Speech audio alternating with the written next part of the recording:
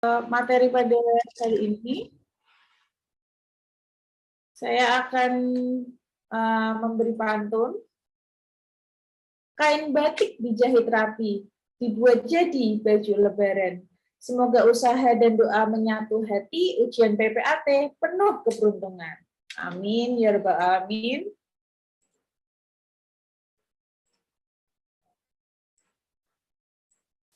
Baik, nanti apabila ada pertanyaan, silahkan menuliskan di kolom komentar ya. Nanti dibantu sama moderator.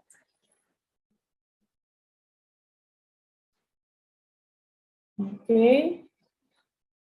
Pada malam hari ini akan membahas mengenai peraturan jabatan pejabat pembuat akta tanah. Sebelumnya perkenalkan, nama saya Novia Betsy Clarissa, saya PPAT Kota Salatiga yang merupakan peserta UPAT tahun 2022 yang masuk perankingan di Kota Salatiga.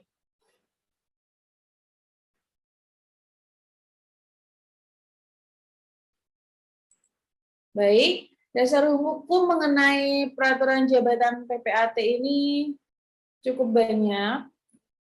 Ya, caranya bagaimana untuk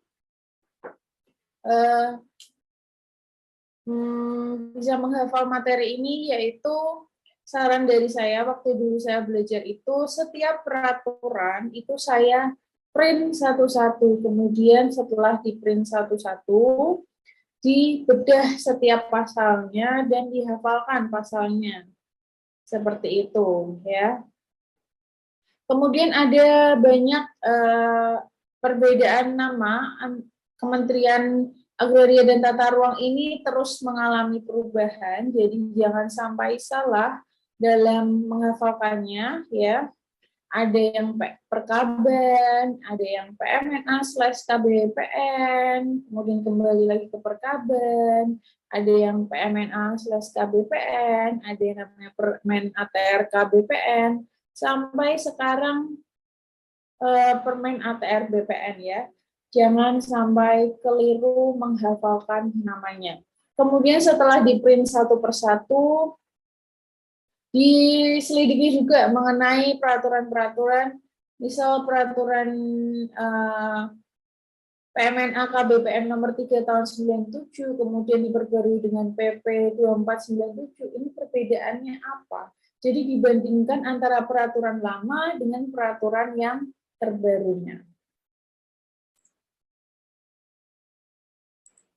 Nah, kita memulai dari pengertian PPAT.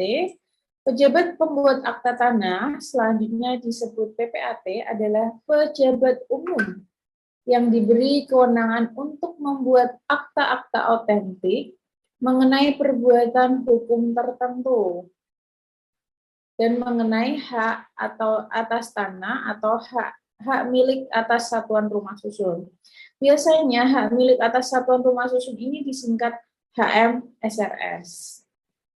Nah, kemudian PPAT ini terbagi menjadi 3, ya. PPAT biasa yang diatur dalam pasal 1 angka 1 PJ PPAT, kemudian yang kedua ada PPAT sementara yang diatur dalam pasal 1 angka 2 PJ PPAT, dan yang ketiga adalah PPAT khusus yang diatur dalam pasal 1 angka 3 PJ PPAT. PPAT sementara adalah pejabat pemerintah yang ditunjuk karena jabatannya untuk melaksanakan tugas PPAT dengan membuat akta PPAT di daerah yang belum terdapat PPAT. Nah, PPAT sementara ini biasanya camat atau kepala desa. PPAT sementara ini meskipun di dalam peraturannya disebutkan di daerah yang belum terdapat cukup PPAT, namun di kota-kota besar ini masih banyak terdapat PPAT khusus, PPAT sementara. PPAT sementara seperti misalnya yang jelas saya tahu yaitu ada di Kota Semarang, itu lumayan banyak ya. Padahal di Kota Semarang itu PPAT itu hampir setiap 500 meter itu pasti ada PPAT. Meskipun setiap 500 meter ini ada PPAT, namun tetap ada loh PPAT sementara di Kota Semarang. Gitu. Jadi, meskipun peraturannya mengatur di daerah yang belum terdapat cukup PPAT, namun tidak pasti ya. Kita harus melihat juga pada kenyataannya. Kemudian PPAT khusus pasal 1 angka 3 PJ PPAT yaitu BPN ya, yang ditunjuk karena jabatannya melaksanakan tugas PPAT dengan membuat akta PPAT tertentu khusus dalam rangka pelaksanaan program atau tugas pemerintah tertentu. Kemudian, PPAT adalah pejabat umum yang diberi kewenangan untuk membuat akta-akta otentik. Contohnya yaitu akta PPAT. Akta PPAT adalah akta yang dibuat oleh PPAT sebagai telah dilaksanakannya perbuatan hukum tertentu mengenai hak atas tanah atau HMSRS. Apakah akta PPAT adalah akta otentik? Ya. Dan ini diatur dalam jurisprudensi Mahkamah Agung tanggal 22 Maret 1972 yang diatur dalam 937K/SIP/1977. Rekan-rekan, mohon ini dihafalkan karena ini sering keluar aturannya, yaitu jurisprudensi MA tanggal 22 Maret 1972 nomor 937 K/SIP/1970 yang menerangkan bahwa akta PPAT adalah akta otentik. Artinya, selama tidak dapat dibuktikan sebaliknya, maka akta tersebut dianggap benar. Kemudian tugas pokok PPAT ya, petugas pokok melaksanakan sebagian kegiatan pendaftaran tanah dengan membuat akta sebagai bukti telah dilakukannya perbuatan hukum tertentu. Nah, perbuatan hukum tertentu ini apa saja? Nah, ini 8 nih, wajib banget dihafalkan ya, rekan-rekan. Ini keluar pada soal tahun lalu, ya. Ini diatur di pasal 2 ayat 1 PP 37 tahun 98. Ada 8. Jual beli, tukar menukar, hibah, inbreng, APHB, pemberian hak guna bangunan atau HPL atas tanah hak milik, APHT dan SKM HT. Ya, ini dijadikan dasar bagi pendaftaran perubahan data pendaftaran tanah. Diatur dalam pasal 2 ayat 1 PP 37 tahun 98. Kemudian syarat material jadi PPAT. Yang pertama harus lulus SH dan MKN atau lulusan program pendidikan khusus PPAT. Program pendidikan khusus PPAT ini apa? Kalau pada zaman dahulu itu belum banyak universitas yang membuka S2 MKN sebanyak sekarang. Kalau zaman dulu itu ada namanya IBLAM, STPN. Nah, itu. Gelarnya SPN, gelarnya spesialis notariat yaitu. Nah, itu. IBLAM di Jogja ya. Kemudian yang kedua, lulus ujian yang diselenggarakan oleh kementerian, yaitu Kementerian ATR BPN, yang saat ini rekan-rekan sedang menjalankan. Kemudian telah menjalani magang atau bekerja sebagai karyawan PPAT paling sedikit 1 tahun setelah lulus pendidikan notariat. Jadi 6 bulan PPAT dan 6 bulan magang di PPN. Ya, totalnya 1 tahun. Apabila sudah notaris, tidak memerlukan magang lagi di BPN. Kemudian syarat formal menjadi PPAT mengangkat sumpah. Jadi dibedakan antara syarat material dan syarat formal. Mengangkat sumpah ini ya, ada jangka waktunya juga. Kemudian rangkap jabatan PPAT. Rangkap jabatan PPAT boleh apabila merangkap hanya sebagai notaris di tempat kedudukan notaris. Nah, kalau nggak boleh seperti apa? Nggak boleh yaitu karena advokat atau konsultan hukum alias pengacara, ya ini nggak boleh. Kalau kita sudah PPAT tidak boleh merangkap jadi advokat. PNS, BUMN, BUMD itu juga nggak boleh.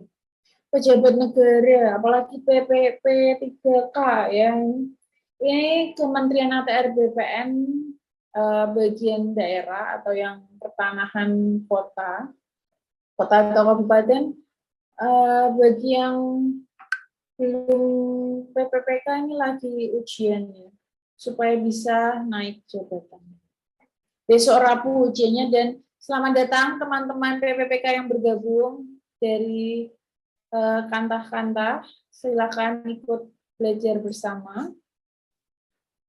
Kemudian yang D, ada pimpinan pada sekolah perguruan tinggi ini nggak boleh, cuma kalau jadi dosen itu boleh. Kemudian surveyor berlisensi. Surveyor berlisensi yaitu petugas ukur swasta. Jadi di PPN biasanya kalau akan melakukan pemisahan, penggabungan, pengukuran itu kan biasanya kita menunggunya lumayan lama ya dari PPN. Nah itu kita pakai surveyor lisensi, itu petugas ukur swasta. Kemudian penilaian tanah, ya penilaian tanah untuk menaksir tanah tersebut ukurannya berapa, nilai tanahnya berapa, itu juga. Kemudian ada mediator, biasanya ini mediator non hakim, ya. Biasanya yang merangkap jabatan ini tuh advokat. Namun PPAT juga ternyata tidak boleh menjabat sebagai mediator. Kemudian jabatan lainnya yang dilarang oleh undang-undang. Nah, bagaimana jika tempat kedudukan notaris berbeda dengan tempat kedudukan PPAT? Mengajukan pindah ke tempat kedudukan notaris atau berhenti sebagai notaris. Kalau merangkap ataupun mempunyai cabang kantor, termasuk pelanggaran ringan. Penjelasan pasal 10 ayat 4 huruf C PP nomor 24 tahun 2016. Ya. Ini di soal saya keluar. Kategorinya pelanggaran ringan. Ingat, rangkap jabatan ringan, ya. PPAT berhenti menjabat karena apa? Yang pertama, berhenti demi hukum. Karena meninggal dunia telah mencapai usia 65 tahun. Dan untuk memperpanjang sampai 70 tahun, itu harus sulit sekali ya teman-teman, itu harus mendapatkan surat kesehatan dari dokter. Jadi dicek lab semua, baru benar-benar dicatatkan sehat dan boleh bekerja. Itu sulit banget teman-teman. Tapi demi perpanjangan itu bisa ya. Sesuai dengan pasal 8 ayat 2 PP nomor 24 tahun 2016. Kemudian diberhentikan, ini ada di soal nomor 23 ya, pasal 10 ayat 1 PP nomor 24 tahun 2016. Diberhentikan itu ada 3. Berhenti dengan no hormat, berhenti dengan tidak hormat, dan berhenti sementara. Nah, dengan hormat ini lumayan gampang ya teman-teman ngafalinnya. Permintaan sendiri, tidak mampu lagi menjalankan jabatannya, merangkap jabatannya. Selain pelanggaran ringan tadi, juga termasuk pemberhentian dengan hormat. Kemudian dinyatakan paylead, ya. Kemudian berada di bawah pengampunan secara terus-menerus lebih dari 3 tahun. Ini pemberhentian dengan hormat, hanya 5, mohon dihafalkan. Ini ada di pasal 10 ayat 2 PP 24 tahun 2016. Kemudian pemberhentian dengan tidak hormat, melakukan pelanggaran berat. Pelanggaran berat ini ada di penjelasan pasal 10 ayat 3, ya. Kemudian dijatuhi penjara lebih dari 5 tahun. Jadi pemberhentian dengan tidak hormat hanya 2. Pemberhentian hormat ada 5. Dengan tidak hormat ada 2, namun dalam pelanggaran berat ini, nah ini ada 11 macam. Membantu pemufakatan jahat, melakukan pembuatan akta sebagai pemufakatan jahat, melakukan pembuatan akta di luar wilayah kerjanya, memberi keterangan tidak benar, membuka kantor cabang, melanggar sumpah, membuat akta PPAT tidak dihadiri para pihak, membuat akta yang objeknya masih sengketa, PPAT tidak membacakan akta, tidak membuat akta di hadapan yang berwenang, dalam masa yang dikenakan pemberhentian dengan hormat. Nah, ini termasuk pemberhentian dengan tidak hormat. Kemudian pemberhentian sementara. Ada 7. Pemberhentian sementara berarti dia melakukan pelanggaran ringan, ya. Pemberhentian hormat tadi juga ada ya, mengenai rangkap jabatan. Sedang dalam pemeriksaan pengadilan, kemudian tidak melaksanakan jabatannya dalam waktu 60 hari, kemudian melakukan pelanggaran ringan terhadap larangan, diangkat dan mengangkat sumpah jabatan dengan notaris sebagai notaris tempat kabupatennya lain, kemudian dalam proses pay berada di bawah pengampunan dan melakukan perbuatan tercela. Pelanggaran ringan ini apa saja? Yang termasuk larangan ya. Pelanggaran ringan yang termasuk larangan. Memungut uang jasa melebihi ketentuan perundang-undangan. Dalam waktu 2 bulan setelah berakhirnya cuti tidak melaksanakan tugasnya kembali, tidak menyampaikan laporan bulanan, dan merangkap jabatan. Ya. Kemudian daerah kerja PPAT. Daerah kerja PPAT, jawablah sesuai dengan peraturan, bukan sesuai dengan kenyataan. Bahwa daerah kerja PPAT berdasarkan pasal 12 PP 24 tahun 2016, yaitu satu wilayah provinsi. Meskipun pada kenyataannya satu kabupaten atau kota, karena belum diundangkan undang-undangnya ini. Tempat kedudukan berbeda ya, rekan-rekan. Tempat kedudukan pasal 12A, tempat kedudukan itu di kabupaten atau kota. Ingat, daerah kerja satu wilayah provinsi pasal 12, 12A tempat kedudukan di kabupaten atau kota. Oke, 12B, PPAT dapat berpindah tempat kedudukan dan daerah kerja. Yang ayat 2, dalam hal PPAT akan berpindah alamat kantor, masih dalam kabupaten atau kota, wajib melaporkan ke kantor pertanahan. Kalau pindahnya ke kabupaten atau ke kota lain, mengajukan permohonan kepada menteri. Pemekaran wilayah. Nah ini, kalau terjadi pemekaran, maka dalam waktu 90 hari sejak undang-undang pemekaran diundangkan harus memilih mau ikut mana. Misal, Kota Salatiga ini terbagi menjadi 2 wilayah, yaitu Boyolali dan Ambarawa. Nah, selama SK tersebut keluar, saya masih bisa menerima klien dari wilayah Boyolali maupun Ambarawa. Namun setelah 90 hari saya harus menentukan nih, mengambil sikap, saya akhirnya mau menempati di Boyolali atau di Ambarawa. Seperti itu. Jadi memilih nih yang mana yang akan saya pilih seperti itu. Setelah 90 hari, paling lama ya, ini pasalnya 13 ayat 3 PP 24 tahun 2016. Nah, sumpah jabatan PPAT dan PPAT sementara sebelum menjalankan jabatannya wajib mengangkat sumpah jabatan PPAT di hadapan menteri atau pejabat yang ditunjuk. Jadi pejabat yang ditunjuk misal BPN. Kemudian PPAT khusus dan PPAT yang pindah karena terjadi pemekaran wilayah wajib menjalankan jabatannya dan wajib mengangkat sumpah lagi. Ya. Kemudian pelaksanaan jabatan PPAT dalam waktu 60 hari setelah pengambilan sumpah, ya. Kalau 90 hari itu pemekaran wilayah, itu harus menentukan.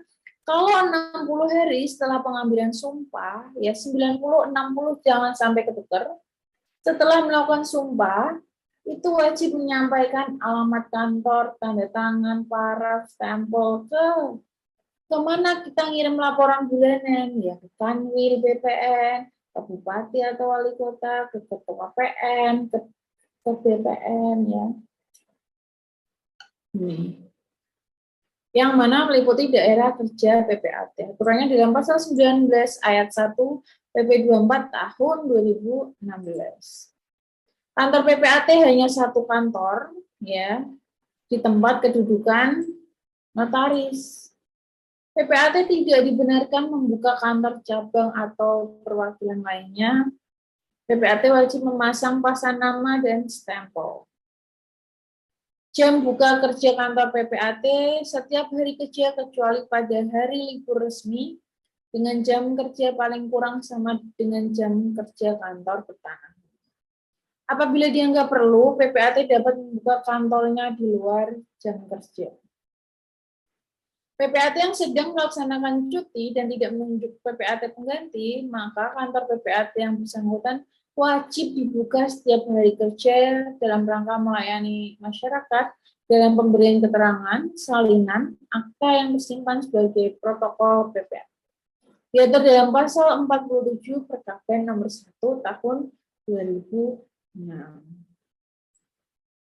Papan nama, nah ini sering keluar ya, ukurannya kalau yang kecil 100 kali 40, kalau mau yang lebih gede ya 150 kali 60, mau lebih gede lagi ukurannya 200 kali 80. Nah, ini dihafalkan, ini sering keluar dalam soal, jangan sampai keliru. Warna pasti dicat putih, tulisannya hitam, percetaknya kapital, dan untuk nama dipergunakan huruf yang lebih besar. Kemudian kop surat PPAT, yaitu di bagian atas sebelah kiri dari kertas surat dan sampul dinas PPAT, tidak dibenarkan menulis jabatan lain kecuali PPAT. Jadi kalau surat PPAT dicampur sama notaris, BPN nggak mau. Ya, BPN sesetriki itu, bahkan waktu awal saya jadi PPAT ini, saya maunya nulis kop surat itu center di tengah ya, biar enak dilihat, lebih estetik, lebih bagus. Ternyata setelah saya buka pasal 50 Perkaban nomor 1 tahun 2006, kop surat tuh ada di sebelah kiri bagian atas, loh, bukan di tengah-tengah sentral Just TV gitu. Ternyata salah. Padahal waktu saya magang banyak ditemukan kop-kop PPAT itu di tengah. Namun ternyata itu tidak sesuai dengan peraturan. Peraturan yang benar itu ada di kop bagian atas sebelah kiri, ya rekan-rekan. Dan tidak boleh dicampur dengan notaris dan PPAT, tidak boleh, itu harus berdiri sendiri. Kemudian cuti PPAT ya yang dihafalkan ini kurang dari 3 bulan persetujuannya ke kantor pertanahan. 3 bulan sampai 6 bulan ke Kanwil. Lebih dari 6 bulan ke menteri atau kepala BPN. 6 bulan pas masuknya ke Kanwil. 3 bulan pas masuknya ke Kanta. Ya. Nah, akta PPAT ini sering banget keluar dalam soal, jangan sampai salah. Sampul akte 150 sampai 250 gram. Kenapa sih sampul akte itu harus ada aturannya? Karena ketika kita menyimpan warka sampai bertahun-tahun itu, apabila kena air, kemudian dimakan waktu, itu tetap terlihat tulisannya. Pun kalau BPN melakukan pemeriksaan, pasti dicek apakah gramasinya sesuai, sampai ya BPN waktu ngecek itu ditetesin air loh untuk mengetahui apakah luntur atau tidak tulisannya gitu. Jadi gramasinya memang harus sesuai, harus tebal karena kita merawat akte hingga bertahun-tahun. Kemudian ukuran kertasnya A3, warna sampulnya putih, ada kop dan judulnya, penulisannya Bookman Old Style, ukurannya 28. Kalau formulirnya, Bookman Old Style juga dengan ukuran 12, Gramasinya 80 sampai 100, setiap lembar diketik bolak-balik berwarna hitam. Setiap halaman akta diberi paraf oleh seluruh pihak, tidak hanya PPAT-nya, para pihaknya, namun saksi-saksinya juga ikut tanda tangan. Jadi semua pihak itu ikut paraf dan tanda tangan. Berbeda dengan halnya notaris, notaris cukup tanda tangan di lembar terakhir dan di bagian yang salah di paraf saja. Ya, rekan-rekan. Renvoi ini penggantian makna, frasa dicoret, ditambah, dikurangi. Apabila terdapat renvoi, maka diparaf di lembar yang salah. Kemudian penomoran dan pembuatan akta-akta PPAT, ya ini diatur dalam pasal 21 ayat 2 PP 37 tahun 98. Akta PPAT dibuat dalam bentuk asli 2 lembar, yaitu lembar pertama disimpan oleh PPAT, lembar kedua disampaikan ke kantor pertanahan. Terus buat kliennya apa? Buat kliennya namanya bukan lembar pertama atau kedua, namun salinan. Gitu. Jadi ketika ada soal, PPAT mengeluarkan berapa lembar? Jawabannya cuma 2 lembar, tapi lengkap lagi kalau APC-nya nambahin dan salinan. Jadi 2 lembar dan salinan. Ya.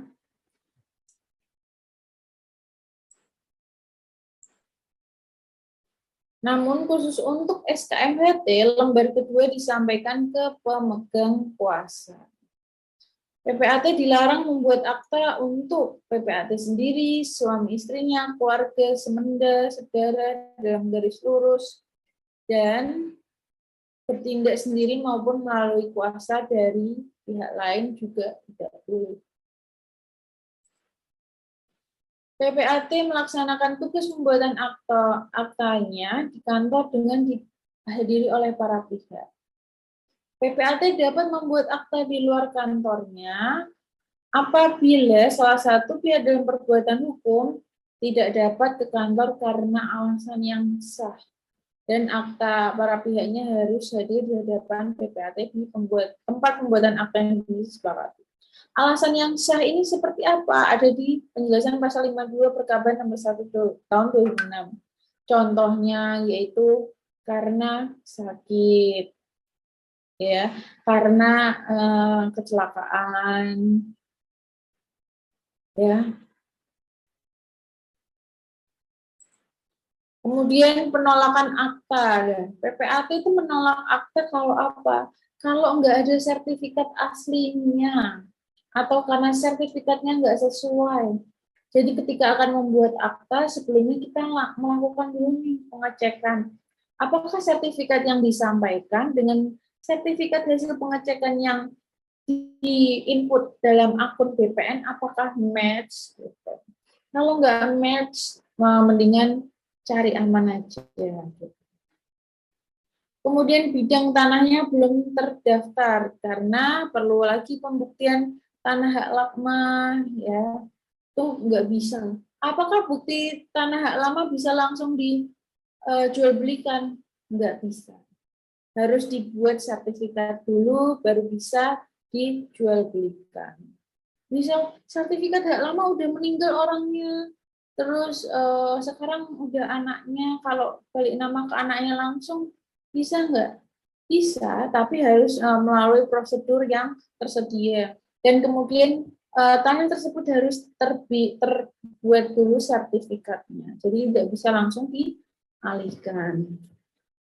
Kemudian ini salah satu pihak yang akan melakukan perbuatan hukum tidak berat atau tidak memenuhi syarat untuk bertindak, berarti belum cukup umur, kemudian bertindak atas kuasa mutlak. Memang surat kuasa ini bahaya ya, hati-hati kalau akan membuat maupun menerima kuasa dari seseorang untuk menjualkan tanahnya, karena kuasa tersebut berlaku selama-lamanya ya sampai orang yang menguasakan atau orang yang dikuasakan meninggal dunia. Ya. Itu bahaya sekali efek dari pembuatan surat kuasa. Atau bisa batal apabila dibatalkan oleh kedua belah pihak. Tapi ya namanya juga orang. Misal saya dikuasai untuk menjual rumahnya si A. 5 tahun kita berantem. Apa saya mau membuat akta pembatalan sama si A? Dan mending saya jual rumahnya. Saya dapat dananya, ya kan? Kemudian belum memperoleh izin, ya. Kemudian masih dalam sengketa dan tidak dipenuhinya syarat lain. Penolakan tersebut harus ditulis secara tertulis dengan alasannya yang sah. Jadi harus jelas gitu. Kenapa sih kita menolak akta ini? Gitu. Ada buktinya. Penjilitan akta. Akta otentik di bawah tangan atau dokumen lainnya sebagai dasar bagi penghadap untuk melakukan penjilitan. Ya, dijilid 1 bulan sekali dalam satu sampul yang berisi 50 akta. Kalau warga 1 bulan sekali dalam warga yang berisi 25 warga. Rekan-rekan kemarin banyak pertanyaan di batch 1-2, bagaimana jika dalam 1 bulan itu hanya 5 aktanya, masih PPAT baru ini. Nah, cuma 5 aja aktenya dalam 1 bulan, tetap dijilid. Ya. Meskipun cuma 5, 1 akte pun harus dijilid setiap bulan.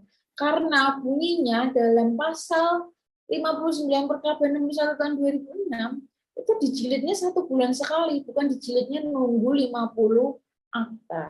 Ya. Meskipun hanya 1 akta, ya dijilid. Karena di aturan menjelaskan bahwa dijilid itu dilakukan 1 bulan sekali. Bukan dijilid nunggu 50 akta. Berarti Januari, Februari, Maret, April, Mei nunggu 50 akta. Lah kalau nggak tak kunjung-kunjung 50 akta bagaimana? Ya. Ini juga warkanya meskipun 1 warka aja cuma KTP tok harus dijilid, di hardcover lagi ya. Seperti itu. Aturannya jangan lupa pasal 59 dan 60 nomor 1 tahun 2006. Kemudian honorarium PPAT ya tidak boleh melebihi 1%. Tepatnya ada di pasal 1 Permen ATR BPN nomor 33 tahun 2021. Apabila kurang dari 500 juta paling banyak sebesar 1%. Apabila lebih dari 500 sampai 1 M paling banyak sebesar 0,75, lebih dari 1 M sampai 2,5 paling banyak 0,5 dan lebih dari 2,5 M paling banyak 0,25%. Ini sering keluar dalam soal-soal.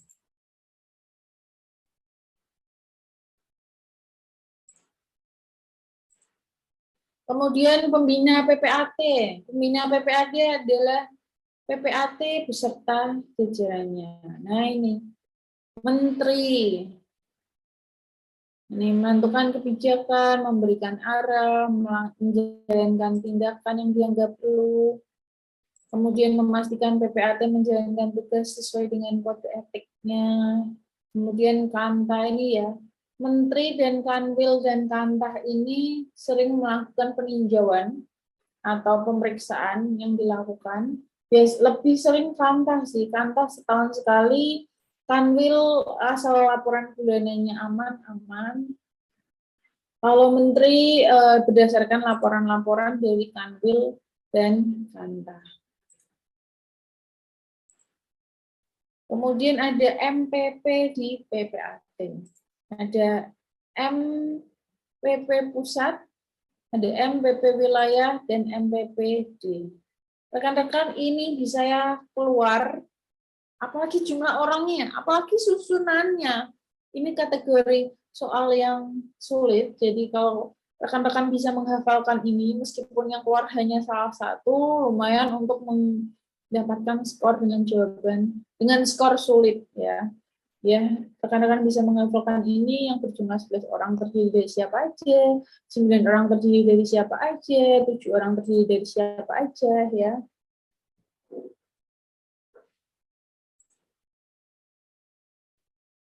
Terus syarat MPP itu berkewarganegaraan Indonesia, berpendidikan paling rendah sarjana hukum atau pejabat kementerian, tidak sedang ditetapkan sebagai tersangka dan tidak pernah dihukum karena melakukan tindak pidana.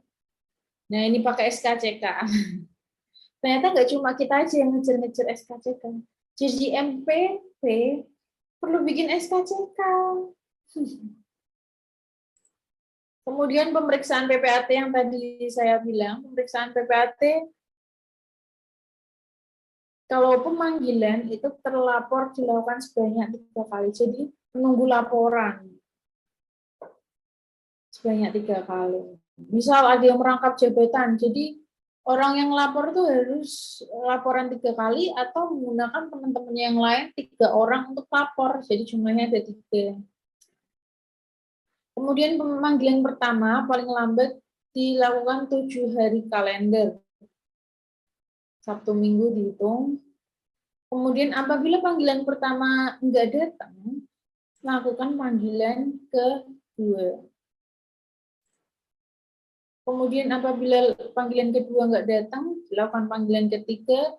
Panggilan ketiga enggak datang, proses pemeriksaan dapat dilanjutkan tanpa kehadiran terlapor. Nah, yang memproses siapa? Nih, ketua, wakil ketua, anggota MPP, dan pengawas.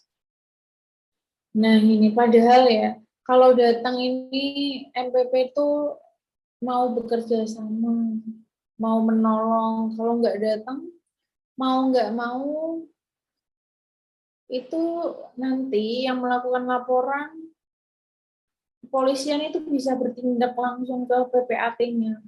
Gitu. Jadi apabila kena terlapor, klarifikasi aja bahwa semuanya dalam kendali, semuanya aman. Ya. Daripada nggak datang, nanti malah polisi langsung nyamperin ke PPAT. Jadi untungnya di PPAT itu apabila terjadi permasalahan, kita tidak bisa langsung diperiksa sama kepolisian. Pihak kepolisian nggak bisa. Pihak kepolisian langsung ke MPP. Meskipun ya jadi nggak bisa langsung ke kita, yang lebih private, tapi malah langsung ke MPP. Meskipun nantinya jadi omongan, tapi kita juga ditolong MPP. Untungnya sih kita nggak ketemu langsung sama pihak polisinya yang menangani pihak MPP-nya, tapi negatifnya kita diomongin ya, diomongin sama teman-teman MPP ya, yang bisa jadi teman-teman MPP itu teman-teman kita juga.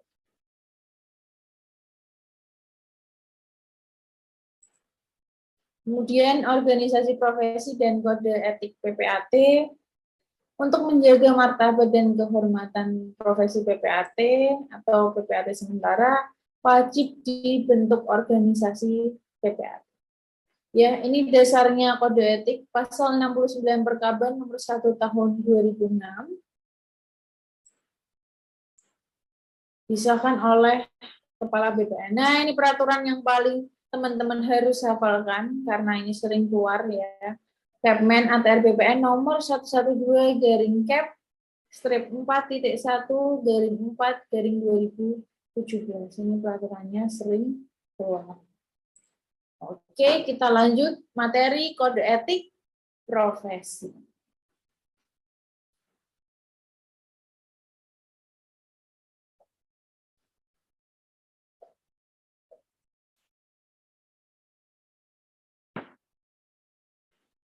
Oke, kita lanjut ke kode etik profesi. Kode etik profesi, nanti setelah ini kita belajar mengenai peraturan-peraturan kode etiknya, ya kita belajar dasar-dasarnya terlebih dahulu. Yang pertama mengenai pengertian etika. Etika itu ada yang berasal dari bahasa Yunani, ada juga yang berasal dari bahasa Latin. Etika berasal dari bahasa Yunani kuno, itu artinya etos, adat kebiasaan, adat istiadat, akhlak yang baik, ya. Dalam AI sekarang Google tuh langsung muncul AI-nya ya. Etika adalah ilmu yang mempelajari nilai-nilai, norma, dan aturan yang menjadi pedoman dalam perilaku dan perbuatan manusia.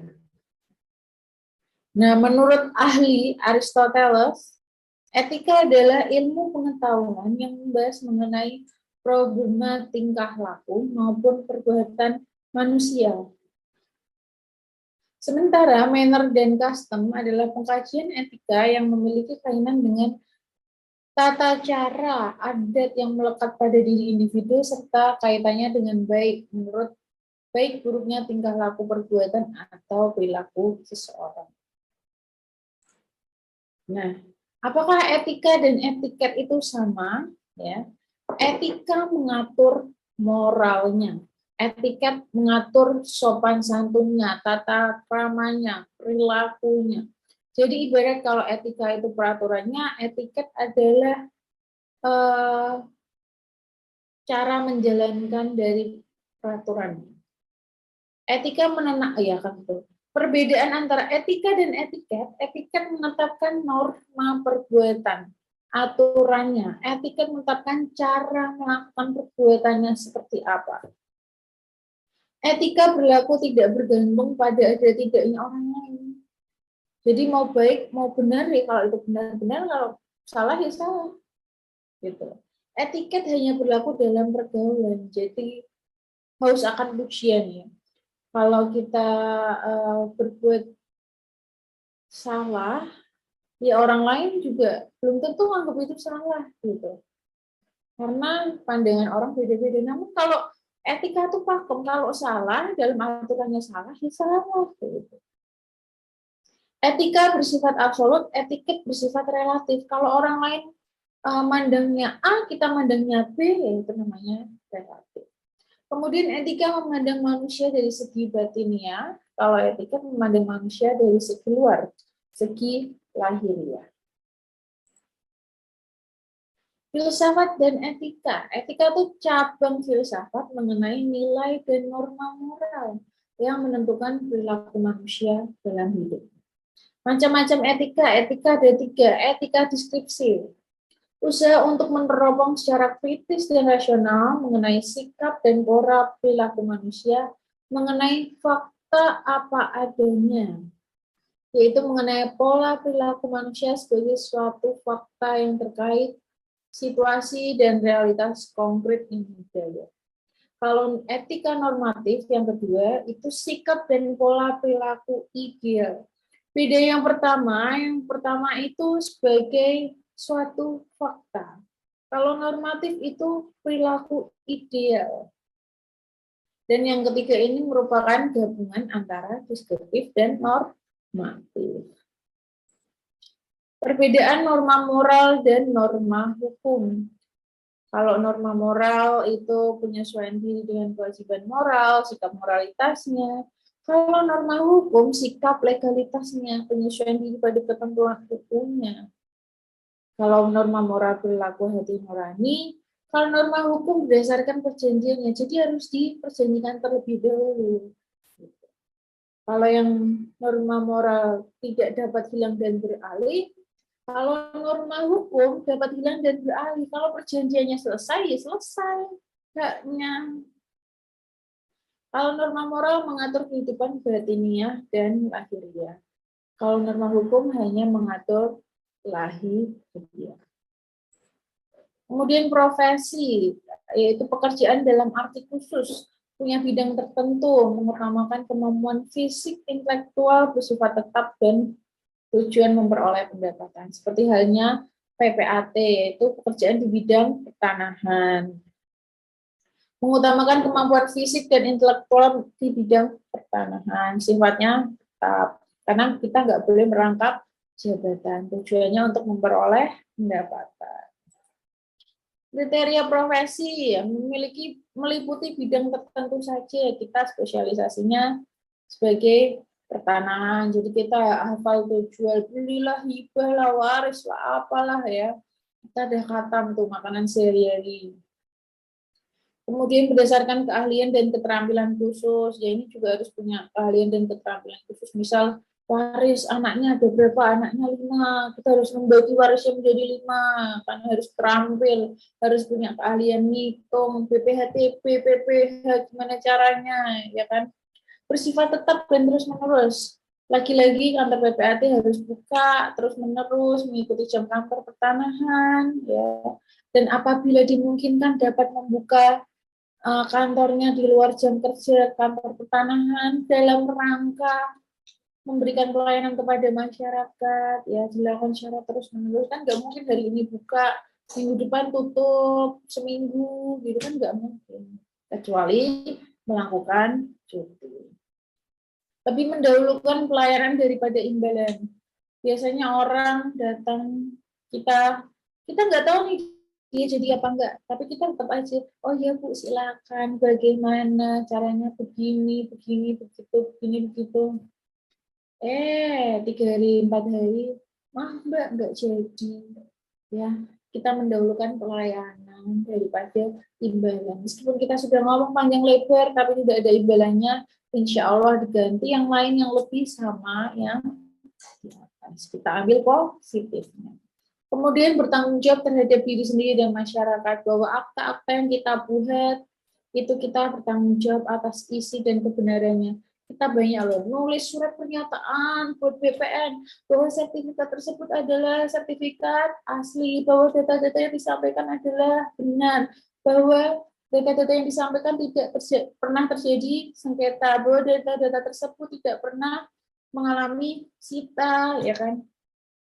BPN lagi-lagi tidak mau disalahkan atas kesalahan data-data yang kita input ke BPN.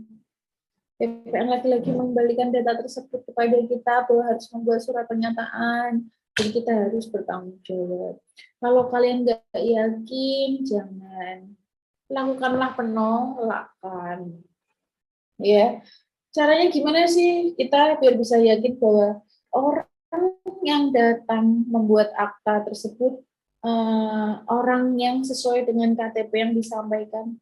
Ketika kita membacakan akta, kita minta KTP-nya ke klien. Mohon maaf Pak, Bu, saya minta KTP-nya. Jangan cuma disimpan KTP-nya. Dibacakan, benar ya Ibu namanya Novia Gracie Clarissa. Tuh, lahir di mana Bu? Gitu. Di Salatiga. Loh, kok di KTP lahirnya di Semarang, yang benar yang mana nih? Gitu. Ya tanda tanya, kita lanjutin. Alamatnya Bu, coba sebutin RT-nya berapa, RW-nya berapa. Kok salah? Nggak sesuai. Kita melakukan penolakan. Mohon maaf Bu, apakah itu benar sesuai KTP? Orang yang ada sesuai KTP, gitu. Dari tadi jawabannya salah, gitu. Daripada kena masalah di kemudian hari, kalian panggil-panggil sama polisi, dan kalian harus menyewa pengacara untuk menggantikan kalian, mending ditolak saja. Dapatnya berapa sih? 3 juta, 4 juta, 5 juta, urusan polisi udah lama, bayar pengacara mahal, bulan-bulan nggak selesai-selesai, pengacaranya minta uang terus, kalau nggak ditakut-takutin, beban pikiran juga, ya kan, menguras tenaga, waktu, pikiran, lebih baik cari aman. Kemudian etika ini terkelompok dalam suatu organisasi profesi. Kalau PPAT ya IPAT, Ikatan Pejabat Pembuat Akta Tanah. Nah ini terkelompok dalam suatu organisasi tersebut mempunyai acuan mengenai cita-cita, nilai-nilai bersama yang disebut dengan kode etik. Dalam kode etik itu disebutkan bahwa IPAT merupakan satu-satunya organisasi PPAT. Nilai moral profesi, berani berbuat untuk memenuhi tuntutan profesi, menyadari kewajiban yang harus dipenuhi selama menjalankan. Nah, untuk mewujudkan ini, pastinya ada peraturan, ada larangannya seperti apa, kewajibannya seperti apa, pelanggaran yang dilakukan seperti apa, nanti kita bahas. Kemudian nilai moral profesi hukum itu ada kejujuran. Satu, kalau nggak jujur, ajur, ya kan. 2, otentik. Selama tidak dapat dibuktikan sebaliknya, maka akta tersebut dianggap benar. Bertanggung jawab tadi, membuat surat pernyataan, ya tadi banyak sekali bahwa kita harus bertanggung jawab atas apa yang kita buat. Kemudian kemandirian moral, keberanian moral, ya. Kode etik profesi, organisasi profesi wajib memiliki kumpulan nilai moral untuk mengarahkan dan memberi petunjuk pada anggotanya bagaimana seharusnya berbuat dan sekaligus menjamin mutu moral profesi itu di mata masyarakat. Kumpulan nilai moral profesi tersebut merupakan hasil pengaturan diri profesi yang bersangkutan dan merupakan nilai moral yang hakiki yang tidak bisa dipaksakan dari luar. Nah, secara garis besar, muatan kode etik profesi meliputi ada etika kepribadian, etika menjalankan tugas jabatan, etika pelayanan dengan klien, sesama rekan, dan ada pengawasan juga. Nah, di dalam ini tadi, di dalam muatan kode etik ini ada di dalam organisasi profesi PPAT. Dasarnya jadi pasal 69 ayat 1 Perkaban, ini sering banget keluar dalam latihan soal. Untuk menjaga martabat dan kehormatan profesi PPAT, wajib dibentuk organisasi profesi PPAT. Yang mana IPAT ini berdiri sejak tanggal 24 September 1987, diakui sebagai badan hukum person, ya, berdasarkan keputusan Menteri Kehakiman nomor sekian, merupakan satu-satunya wadah bagi semua dan setiap orang yang memangku dan menjalankan tugas jabatannya selaku PPAT yang menjalankan fungsi pejabat umum, ya. Telah disesuaikan dengan Akta Nomor 27 Maret tahun 2017 dan mendapat pengesahan dari Kemenkumham. Nah, ini dasarnya peraturan jabatan PPAT, kemudian pasal 69 Perkaban nomor 1 2006, dan keputusan yang paling viral, ya, paling sering keluar, keputusan KMNA ATR BPN nomor 112 Cap 4.1/4/2017 tentang pengesahan kode etik PPAT. Ya, 27 bulan Maret tahun 2017. Nah, kode etik PPIPAT ini terdiri dari 8 bab dan 14 pasal. Kalian bedah satu-satu. Bab 1 mengenai ketentuan umum, bab 2 mengenai ruang lingkup, bab 3 kewajiban, larangan, dan hal-hal yang dikecualikan, bab 4 ada sanksi-sanksi, bab 5 ada tata cara penegakan kode etik, bab 7 ada skorsing, bab 8 ada kewajiban pengurus pusat dan ketentuan penutup. Oke, terima kasih. Oke, terima kasih kepada Ibu Novia atas pemaparan materinya. Soalnya kita bisa diskusi beberapa pertanyaan ya, Bu, sebelum memasuki sesi soal.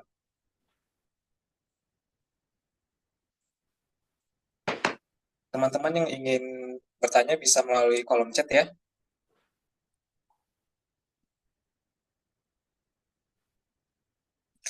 Ini pertanyaan pertama, Bu, dari MJSHMKN, Bu. Jenis PPAT kan tadi disebutkan tiga orang. Nah, bagaimana dengan PPAT pengganti? Apakah masuk jenis PPAT karena disebutkan dalam PJ PPAT pasal 31? Oke. Kalau PPAT tadi ya, PPAT biasa, PPAT sementara, dan PPAT khusus itu mereka mempunyai kantor tersendiri, kemudian mempunyai kop tersendiri, ada surat keluarnya nomornya tersendiri, kemudian surat masuknya ada nomornya. Sedangkan PPAT sementara kan PPAT pengganti hanya beberapa hari saja, dia hanya menggantikan PPAT. Dia tidak mempunyai kop sendiri, tidak mempunyai nomor surat keluar sendiri, namun dia hanya bersifat menggantikan saja, dan masa jabatannya pun cuma sebentar ya, karena menggantikan cuti, kemudian juga tidak diangkat sumpah. Ya, meskipun sama-sama bertanggung jawab kepada menteri, namun dia bersifatnya sementara, seperti itu. Oke, kita lanjut pertanyaan selanjutnya, Ibu Novia. Iya. untuk pelarangan membuat akta sampai derajat kedua itu maksudnya bagaimana? Oke, derajat kedua itu berarti ke cucu. Ke cucu nggak boleh. Derajat pertama itu bisa orang tua atau anak, derajat kedua bisa cucu atau kakek ya. Itu kita Oke, nggak bisa buat akta untuk mereka karena sedarah tadi. oke, selanjutnya ini dari pertanyaan Kak Ulan. Bu, boleh beritahukan tugas susunan dari Dirjen ATR, Dirjen 1 sampai seterusnya. Ini ntar masuk ke ini ya, Bu, waktu kita pembahasan organisasi ya, soal Dirjen ya. Betul. Nanti kita akan bahas di organisasi Kementerian ATR BPN. Nah, ini Bu dari Kak Debi. SKMAT kan bisa dibuat oleh PPAT dan notaris. Nah, kapan bisa dibuat oleh PPAT dan notarisnya? Oke, baik. Kapan SKMHT itu dikatakan bisa dibuat oleh PPAT dan kapan dibuat oleh notaris? SKMHT dibuat oleh PPAT apabila tanah tersebut terletak di wilayah kerja PPAT. SKMHT dibuat oleh notaris apabila tanah tersebut terletak di wilayah daerah notaris seluruh, misal seluruh Jawa Tengah ya seluruh Jawa Tengah, seluruh Jawa Barat ya seluruh Jawa Barat. Misal saya membuat SKMHT di kota Semarang. Berarti saya makainya akta notario, bukan akta PPAT. Kecuali tanah tersebut berada di kota Salatiga, maka saya membuat SKMHT-nya PPAT. Seperti itu.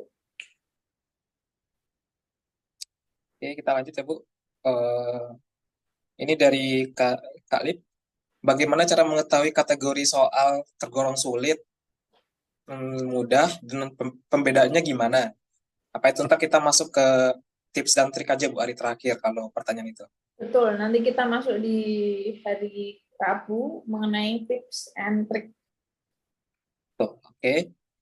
Nah, ini Bu dari ke Ade. Tadi disebutkan bahwa untuk wilayah jabatan PPAT berada di wilayah provinsi. Lalu kenapa pada kenyataannya wilayah kerja PPAT itu hanya kabupaten atau kota sesuai dengan kedudukannya? Apa ada aturan yang mengatur? Ya, jadi aturan mengenai uh, sebenarnya aturannya belum diundangkan sama Kementerian ATR BPN untuk mengesahkan. Ada ketentuan aturan ketentuan pelaksanaannya yang belum disahkan sama Kementerian ATR BPN bahwa untuk wilayah jabatannya itu nantinya akan seluruh provinsi. Jadi sementara masih kabupaten atau kota. Oke, kita lanjut. Ini pertanyaan dari Kak Sarah. Untuk penjilitan tadi, Bu, penjilitan akta PPAT, berarti warkah dan akta dipisahkan dulu ya, bukan sekalian warkah dan dokumen aktanya seperti di notaris. Iya. Kalau di notaris, akta dan warkahnya jadi satu. Kalau di PPAT, akta dan warkahnya dijilid terpisah. Oke, kita lanjut.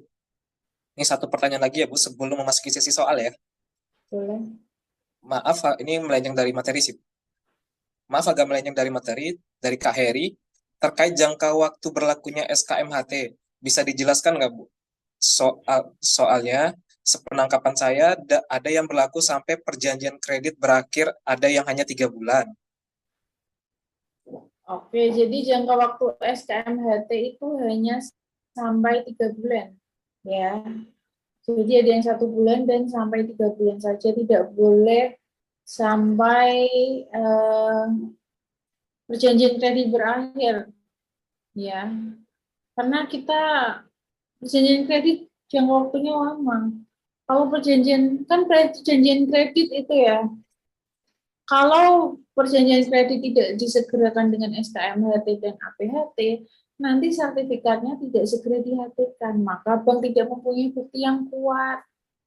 Jadi ketika nasabah tersebut macet, sertifikat belum dihatikan, pihak bank nggak bisa melakukan lelang. Jadi itu bahaya banget. Jangan sampai kalian menulis bahwa sampai SKMHT tersebut eh, perjanjian kreditnya berlaku. Karena itu nggak sesuai peraturan ya. Lagi-lagi kita harus melaksanakan peraturannya. Gitu. Ini boleh dua lagi ya, Bu? Ini terkait jabatan nih, jabatan PPAT. Dari Kak Andi. Untuk penyampaian stempel, cat, atau tanda tangan dan alamat kantor kan tadi dijelaskan paling lambat 60 hari. Namun di Perkaban 1 tahun 2006 dijelaskan bahwa paling lambat 30 hari. Oh, itu perkaban yang lama. Sekarang peraturan yang baru udah 60 hari. Oke, ini terakhir ya, Bu, sebelum masuk ke sesi soal. Eh, ini tentang magang nih, Bu. Mohon maaf izin dari Kak Niken Ayu. Tadi disebutkan bahwa pengangkatan PPAT bisa dilakukan jika sudah magang di PPN 6 bulan dan di PPAT 6 bulan. Untuk magang di kantor PPAT minimal berapa tahun PPAT tersebut menjabat? Oh, untuk magang di kantor PPAT, tidak semua PPAT bisa ya, hanya PPAT yang terdaftar. Jadi kalian minta daftar PPAT yang menerima magang. Jadi meskipun ada PPAT senior yang buka 10 tahun, namun kalau PPAT senior tersebut tidak daftar ke Pengda IPAT, tidak daftar ke Pengwil IPAT, ya tidak bisa mengeluarkan surat magang karena surat magang hanya untuk PPAT terdaftar yang telah mengajukan magang. Ya, Oke, ini bisa kita ganti slide-nya, Bu, ke soal-soal. boleh kita masuk ke latihan soal. Ya, ini teman-teman saya bacakan ya. Jadi rekan-rekan sekalian bisa menjawab melalui kolom komentar ya. Soal pertama, Keputusan Menteri Agraria dan Tata Ruang Kepala Badan Pertanahan Nasional yang mengesahkan Kode Etik Ikatan Pejabat Pembuat Akta Tanah adalah A. Kepmen ATR KABPN nomor 101 111 Kep 4.1 garing Romawi 4 2017, B. Kepmen ATR BPN nomor 112 Kep 41 garing Romawi 4 2017, C. Kepmen ATR BPN nomor 113 Kep 41 Romawi 4 2017, D. Kepmen ATR KA BPN nomor 114 Kep 41 garing Romawi 4 2017. Pada jawab B, Bu, betul? Betul, jawabannya B. Oke, lanjut nomor 2. Peraturan yang mengatur jabatan PPAT adalah A. PP 37 tahun 1998, B. PP 24 tahun 1997, C. PP 24 tahun 2016, D. Jawaban A dan C benar. Pada jawab D, Bu. Betul, jawaban A dan C benar. Nah, PP lamanya masih berlaku ya. Iya. Oke, nomor 3. Peraturan Kepala Badan Pertanahan Nasional nomor 1 tahun 2006 tentang ketentuan pelaksanaan peraturan pemerintah nomor 37 tahun 1998 tentang peraturan jabatan pejabat pembuat akta tanah juga mengatur mengenai payung hukum kode etik PPAT. Di pasal berapakah hal itu diatur? A. Pasal 69, B. 70, C. 71, D. 72. Pada jawab A, Bu, betul? Betul, jawabannya A, pasal 69 yang menjadi dasar kode etik IPAT. Oke, nomor 4. Tugas pokok dan fungsi pejabat pembuat akta tanah adalah A. Membantu Kepala Kantor Pertanahan dalam melakukan sebagian kegiatan pendaftaran tanah, mempunyai kewenangan membuat 6 akta perbuatan hukum. B. Membantu Kepala Kantor Pertanahan dalam melakukan sebagian kegiatan pendaftaran tanah, mempunyai kewenangan membuat 8 akta perbuatan hukum. C. Membantu Kepala Kantor Wilayah BPN dalam melakukan sebagian kegiatan pendaftaran tanah, mempunyai kewenangan membuat 8 akta perbuatan hukum. Pada jawab B, Bu, betul? Betul, jawabannya B ini berdasarkan pasal 6 ayat 2 PP 24 tahun 97. Ini saya tulis ya di sini.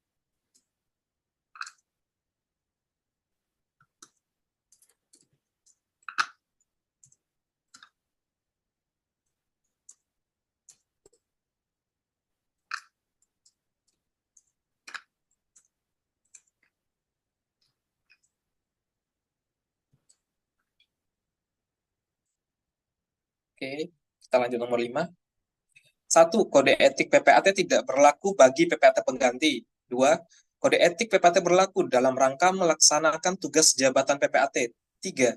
Kode etik PPAT tidak berlaku bagi PPAT khusus. 4.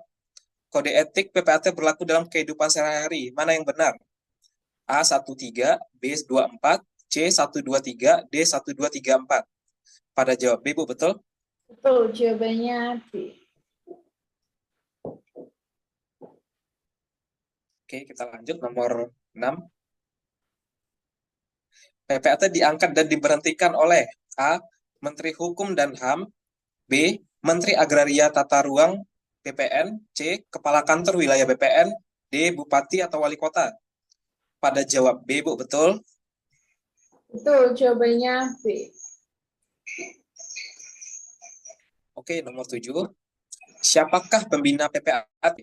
A. Menteri Agraria dan Tata Ruang Kepala BPN, B. Jajaran Menteri Agraria dan Tata Ruang Kepala BPN, C. Ketua Umum PPAT, D. Jawaban A, B benar. Pada jawab D, Bu, betul? Betul, jawabannya D. Oke, nomor 8. Akta PPAT dibuat dalam bentuk asli dalam 2 lembar, yaitu A. Lembar pertama sebanyak 2 rangkap disimpan oleh PPAT yang bersangkutan, B. Lembar pertama atau lembar kedua sebanyak 2 rangkap disimpan oleh PPAT yang bersangkutan, C. Lembar pertama 1 rangkap disimpan di kantor PPAT dan lembar kedua sebanyak 1 rangkap disampaikan ke kantor pertanahan, D. Lembar pertama dan kedua sebanyak 2 rangkap disampaikan ke kantor pertanahan. Pada jawab C, Bu, betul? Betul, jawabannya C. Ini ada di peraturan pasal 21 ayat 3. PP 37 tahun 98.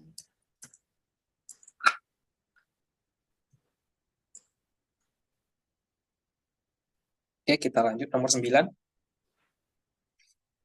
Ikatan Pejabat Pembuat Akta Tanah (IPAT) sebagai wadah pemersatu bagi semua dan setiap orang yang memangku dan menjalankan tugas jabatannya selaku PPAT yang menjalankan fungsi pejabat umum berdiri sejak tanggal A. 9 September 1978, B. 24 September 1987, C. 9 Oktober 1987, D. 10 September 1987. Pada jawab B, Bu, betul?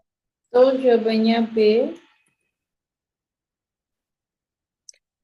Oke, nomor 10. Syarat untuk dapat diangkat sebagai PPAT pengganti adalah A. Telah lulus ujian PPAT, B. Telah menjalani diklat PPAT, C.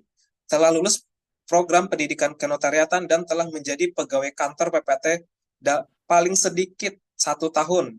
D. Jawaban A, B, dan C benar. Pada jawab C, Bu. Betul, jawabannya C. Aturan ini PPAT pengganti ada di pasal 31 ayat 3.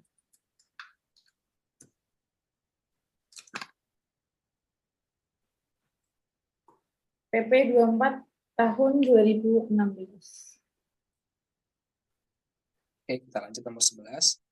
Berdasarkan pasal 23 Peraturan Pemerintah Nomor 37 Tahun 1998 tentang Peraturan Jabatan Pejabat Pembuat Akta Tanah, salah satu kewajiban PPAT adalah membacakan isi akta yang dibuatnya di hadapan para pihak dan dihadiri sekurang-kurangnya 2 orang saksi pada saat A. Sebelum ditandatanganinya akta oleh para pihak, saksi-saksi dan PPAT, B. Setelah ditandatanganinya akta oleh para pihak, saksi-saksi dan PPAT, C. Setelah dibayar biaya pembuatan akta oleh para pihak, D. Jawaban A, B, dan C benar, salah.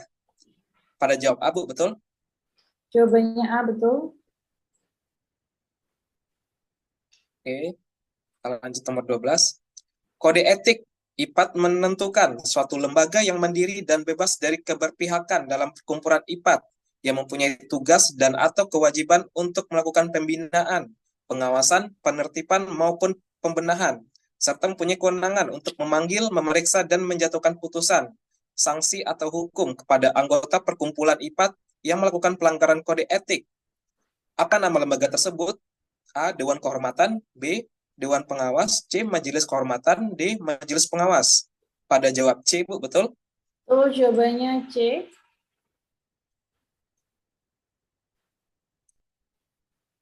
Oke, kita lanjut nomor 13. Di bawah ini merupakan ketentuan untuk membuat kop surat jabatan PPAT yang diatur dalam pasal 50 Peraturan Kepala BPN nomor 1 tahun 2006, kecuali A. Kop surat jabatan PPAT dicantumkan di bagian atas sebelah kiri dari kertas surat dan sampul dinas PPAT. B. Tidak dibenarkan menuliskan jabatan lain kecuali jabatan PPAT. C. Dilarang menulis jabatan notaris yang dirangkap oleh PPAT. D. Kop surat jabatan PPAT dibuat dengan warna hitam. Pada jawab C, Bu, betul? Tuh.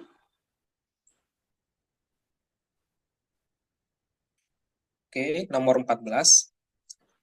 Termasuk kewajiban PPAT kecuali A. 1. Bekerja dengan penuh rasa tanggung jawab. 2. Bekerja dengan mandiri. 3. Bekerja dengan jujur. 4. Bekerja dengan berpihak kepada yang tidak mampu. Jawaban yang benar adalah A. Hanya 1 dan 3 yang benar. B. Hanya 1, 2, 3. C. Hanya 4 yang benar. D. 1, 2, 3, 4.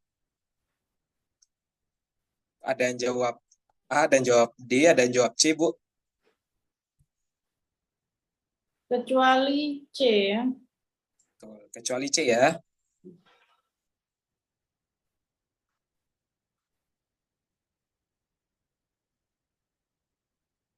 Nomor 15. PPAT wajib membuat daftar akta dengan ketentuan sebagai berikut, kecuali A. Membuat satu buku daftar akta untuk setiap jenis akta. B. Membuat satu buku daftar akta untuk semua jenis akta. C. Buku daftar akta PPAT diisi setiap hari kerja dan ditutup pada setiap hari kerja yang sama dengan garis hitam. D. Buku daftar akta PPAT ditutup pada akhir kerja setiap bulan dengan garis merah. Ada yang jawab C, ada yang jawab B, Bu. Kecuali A ya. Ini ada di pasal 56 Perkaban 1 tahun 2006.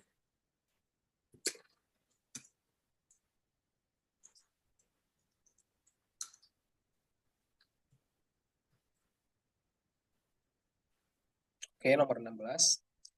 Dalam kehidupan sehari-hari, setiap PPAT diwajibkan untuk kecuali A. Berkepribadian baik dan menjunjung tinggi martabat dan kehormatan PPAT. B. Mengutamakan pengabdian kepada kepentingan masyarakat dan negara. C. Melakukan registrasi, pembaruan profil PPAT, dan melakukan pemutakhiran data PPAT lainnya di Kementerian Agraria dan Tata Ruang Badan Pertanahan Nasional. D. Mengirim minuta kepada klien untuk ditandatangani oleh klien tersebut. Pada jawab D, Bu, betul? Betul, kecuali D ya. Oke, nomor 17. Yang bukan termasuk protokol PPAT adalah A. Akta asli lembar kedua PPAT yang bersangkutan. B. Akta asli lembar pertama yang dibuat oleh PPAT yang bersangkutan. C.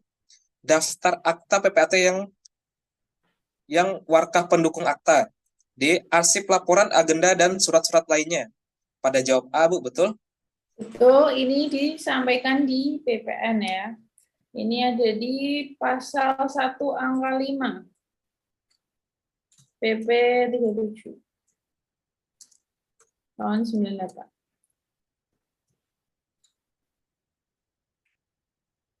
Oke, nomor 18. Dalam hal membuka kantor cabang atau perwakilan, maka PPAT A. Diperkenankan sebanyak 2 perwakilan dalam wilayah kerja. B. Tidak diperbolehkan. C. Dibebaskan dengan persyaratan jarak. D. Boleh dalam satu regional. Pada jawab B, Bu, betul? Betul, tidak boleh ya untuk kantor cabang. Dan 90 hari setelah pemekaran wajib menentukan pilihannya. Oke, nomor 19. Di samping kewajiban sesuai dengan ketentuan dalam peraturan pemerintah nomor 24 tahun 2016 dalam pembuatan akta, A. PPAT tidak boleh membuat kata-kata sesuai atau menurut keterangan para pihak kecuali didukung data formil. B. Mencantumkan nomor identifikasi bidang atau nomor hak atas tanah. C. Tidak perlu mencantumkan penggunaan dan pemanfaatan tanah dan nomor surat pemberitahuan pajak terutang. D. Jawaban A dan B benar. Ada yang jawab A, ada yang jawab D, Bu. Betul, jawabannya D. Ya, ini harus ada KTP-nya. Kalau yang A nggak ada KTP-nya, nggak bisa. Tuh. Mencantumkan NIB, NOP, ini dicantumkan ya. Dan ini pemanfaatan tanah ini harus dicantumkan setelah penginputan nomor hak milik ya. Oke, nomor 20. Dalam hal seorang PPAT menghadapi dan atau menemukan suatu akta yang dibuat oleh rekan sejawatnya yang ternyata di dalamnya terdapat kesalahan-kesalahan yang serius dan atau membahayakan klien, maka PPAT tersebut wajib A.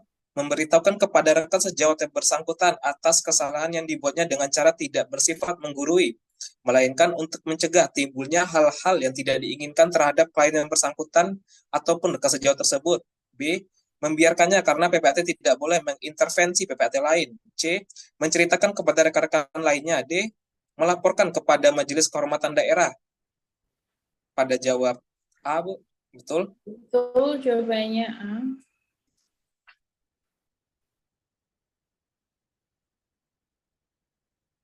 Oke, nomor 21.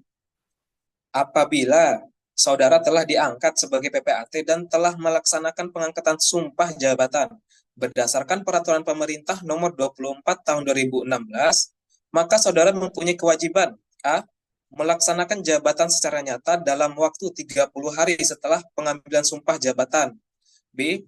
Melaksanakan jabatan secara nyata dalam waktu 60 hari setelah pengambilan sumpah jabatan.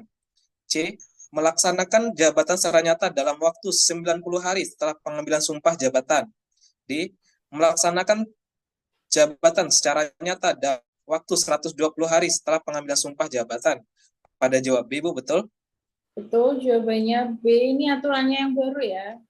PP 24 tahun 2016, kalau Perkapin yang 2006 itu memang selama sebulan. Ya, ikutin yang baru. Oke, nomor 22. Ketika masyarakat yang tidak mampu atau miskin datang ke hadapan Anda sebagai PPAT untuk mendapatkan layanan pembuatan akta secara cuma-cuma, maka sikap Anda sebagai seorang PPAT adalah A. Menolaknya karena PPAT tidak wajib memberikan layanan secara cuma-cuma. B. Tetap meminta honorarium paling banyak 1% karena itu adalah hak Anda sebagai PPAT. C. Menyarankan masyarakat tersebut untuk datang kepada PPAT senior. D. Wajib memenuhinya. Pada jawab D, Bu, betul? Itu wajib memenuhinya. Oke, nomor 23. Apabila saudara tidak melakukan kewajiban saudara seperti tersebut pada soal pada pasal ya, Bu? Oh, iya. Enggak, ini memang Apabila soal yang payout. apabila saudara tidak melakukan kewajiban saudara tersebut maka saudara berdasarkan ketentuan pasal 10 Peraturan Pemerintah nomor 24 tahun 2016, saudara diberikan sanksi A. Pemberhentian dengan tidak hormat. B. Pemberhentian dengan hormat. C. Pemberhentian sementara. D. Jawaban A dan B benar. Ada yang jawab B, Bu. Ada yang jawab D. Ada yang jawab C. Oke, jadi nomor 23 kita buka peraturannya saja di dalam pasal 10. Pasal 10 ayat 1 ada yang diberhentikan dengan hormat, dengan tidak hormat, dan diberhentikan sementara. Kemudian pasal 10 ayat 2 ini mengenai diberhentikan dengan hormat. Ya, kita tulis pasalnya saja. Pasal 10 ayat 2 ini mengenai pemberhentian dengan hormat. Kemudian yang tidak hormat itu ada di pasal 10 ayat 3.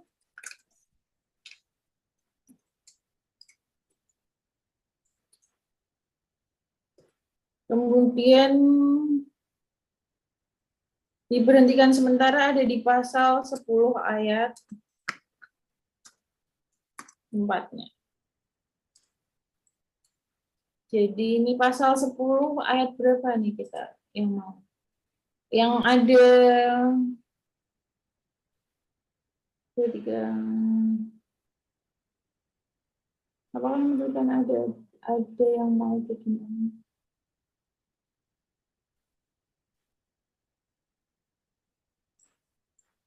Oke, ini mengenai pemberhentian.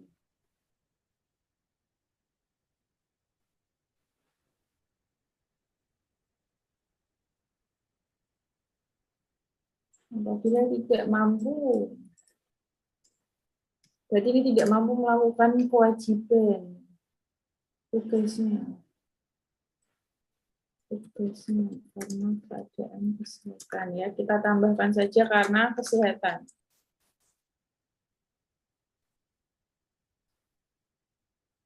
Nah, kalau kesehatan itu termasuk diberhentikan dengan apa, rekan-rekan? Pada jawab B, Bu, dengan hormat. Ada yang jawab Ya. C, ada yang jawab ya, pada jawab B, Bu, Kalau dengan hormat. kalau kesehatan diberhentikan dengan hormat ya, rekan-rekan. Betul sekali. Oke, nomor 24.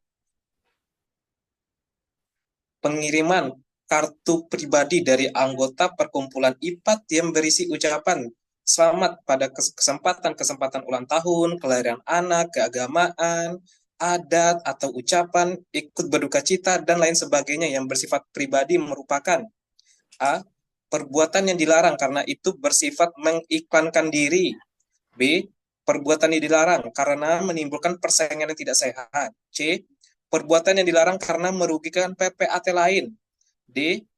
Perbuatan perbuatan yang diperbolehkan karena itu merupakan pengecualian yang tidak termasuk pelanggaran. Ada yang jawab A dan jawab D, Bu. Jawabannya 24D.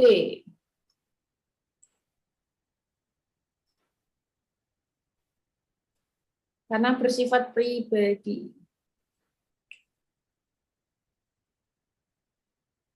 Oke, nomor 25. Hak seseorang PPAT antara lain adalah cuti.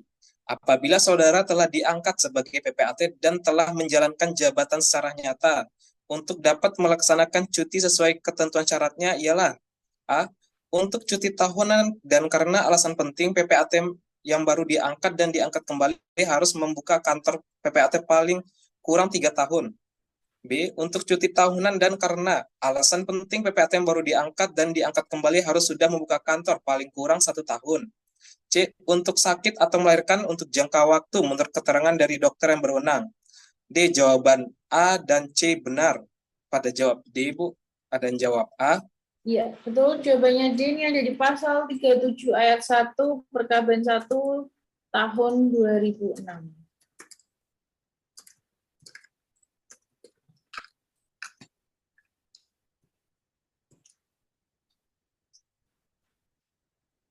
Oke, kita lanjut nomor 26. Memasang iklan dalam surat kabar, majalah, berkala, atau terbitan perdana suatu kantor, perusahaan, biro jasa, biro iklan, baik berupa pemuatan nama, alamat, nomor telepon, maupun berupa ucapan selamat, dukungan, sumbangan, itu merupakan A. Perbuatan yang dilarang bagi seorang PPAT. B. Perbuatan yang sekali-sekali boleh dilakukan mengingat perlunya memasarkan diri di era globalisasi. C. Perbuatan yang wajib dilakukan oleh seorang PPAT karena itu bentuk dari bersosialisasi. Bisa kebawain, Bu, yang D-nya?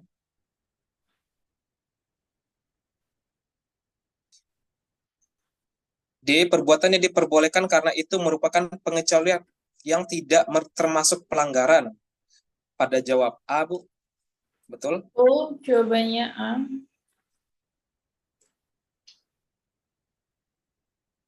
Oke, nomor 27.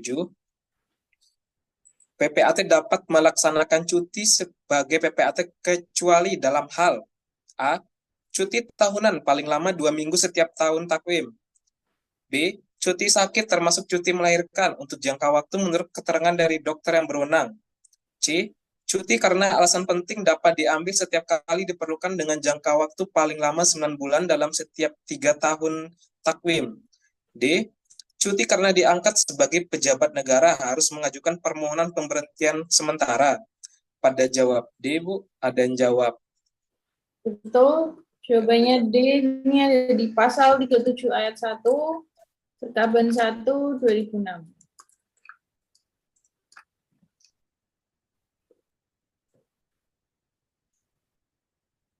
D. Kita lanjut nomor 28.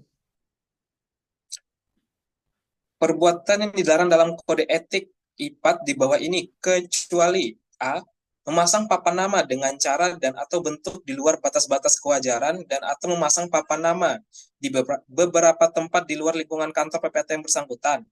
B. Mengajukan permohonan baik lisan maupun tertulis kepada instansi, perusahaan, lembaga atau perseorangan untuk ditetapkan sebagai PPAT dari instansi, perusahaan atau lembaga tersebut dengan atau tanpa disertai pemberian insentif tertentu, termasuk antara lain pada penurunan tarif yang jumlahnya besarnya lebih rendah dari tarif yang dibayar oleh instansi, perusahaan, lembaga atau perseorangan kepada PPAT tersebut. C. Menempatkan pegawai atau asisten PPAT di satu atau beberapa tempat di luar kantor PPAT yang bersangkutan, baik di kantor cabang yang sengaja dan khusus dibuka untuk keperluan itu, maupun di dalam kantor instansi atau lembaga klien PPAT yang bersangkutan, di mana pegawai atau asisten tersebut bertugas untuk menerima klien-klien yang membuatkan akta, baik klien itu dari dalam atau dari luar instansi atau lembaga itu. Kemudian pegawai atau asisten tersebut membuat akta-akta itu, membacakan atau tidak membacakan kepada klien, dan menyuruh klien yang bersangkutan menandatanganinya di tempat pegawai atau asisten itu berkantor di instansi atau lembaga tersebut. Untuk kemudian akta-akta tersebut dikumpulkan untuk ditandatangani PPAT yang bersangkutan di kantor atau di rumahnya. D. Memperbincangkan pelaksanaan tugasnya dengan rekan sejawat bila mana dianggap perlu. Pada jawab D, Bu, betul? Betul, jawabannya D.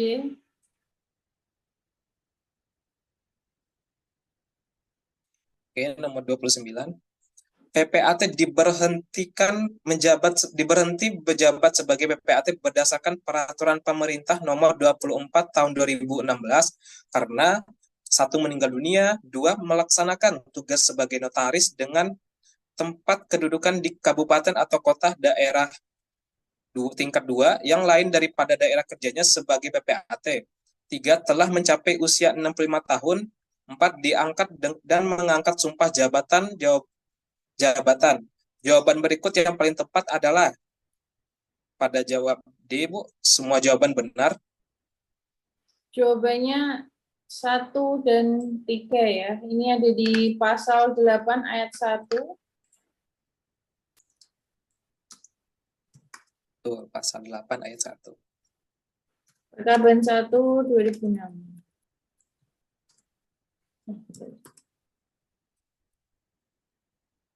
Oke. Nomor terakhir. Termasuk larangan PPAT. 1. Menggunakan media massa yang sifat promosi. 2. Memasang iklan untuk kegiatan pemasaran. 3. Mengirim salesman untuk mendapatkan klien dalam pembuatan akta. 4. Membentuk grup alumni sesama PPAT di wilayah yang sama untuk silaturahmi. Jawaban yang benar adalah A. Hanya 1, B. 1 dan 3, C. 1, 2, 3, D. Semua benar. Pada jawab C, Bu. Betul? Betul, jawabannya benar. Oke, rekan-rekan sekalian, sesi soal telah berakhir. Sebelum kita tutup, ini ada tips dan trik, Bu? Kan ini kan 2 materi ya untuk rekan-rekan ujiannya. Ada tips dan trik dalam soal-soal kode etik, jabatan PPAT. Oke, untuk soal kode etik, pelajari sepenuhnya dalam ini ya, peraturan yang viral ini tadi, Kemen Apter BPN ini ya, kuncinya kode etik ini, kemudian kuncinya PJ PPAT ada di PP 3798 dan PP 24 tahun 2016 itu dipelajari. Ya, kemudian nanti kita hari terakhir juga akan spill soal-soal yang keluar tahun lalu. Tadi waktu penjelasan PowerPoint juga sudah saya sampaikan soal-soal yang keluar. Jangan lupa di setiap peraturan di print, dibedah pasalnya, dihafalkan karena di dalam ujian PPAT itu pasalnya lengkap ya, peraturannya, dan jangan sampai salah mengenai singkatan-singkatan BPN yang Perkaben, KMNA, kemudian Permenaker BPN itu jangan sampai salah ya. Semangat belajarnya teman-teman, meskipun sudah mau menjelang, tapi tetap yakin, tetap berusaha, berdoa, dan berpuasa. Oke, sukses. Oke, rekan-rekan sekalian, besok materi yang dibawakan oleh Ibu Novia tentang hak tanah, pendaftaran, dan hukum tanah nasional ya, Bu? Betul. Ya. Oke, rekan-rekan sekalian, sesi telah berakhir. Sampai jumpa untuk besok ya, di jam yang sama. Wabillahi taufiq wa hidayah. Wassalamualaikum warahmatullahi wabarakatuh. Nanti jawabannya di-share ke grup ya, Bu? Ya, siap. Nanti di-share sama anggota.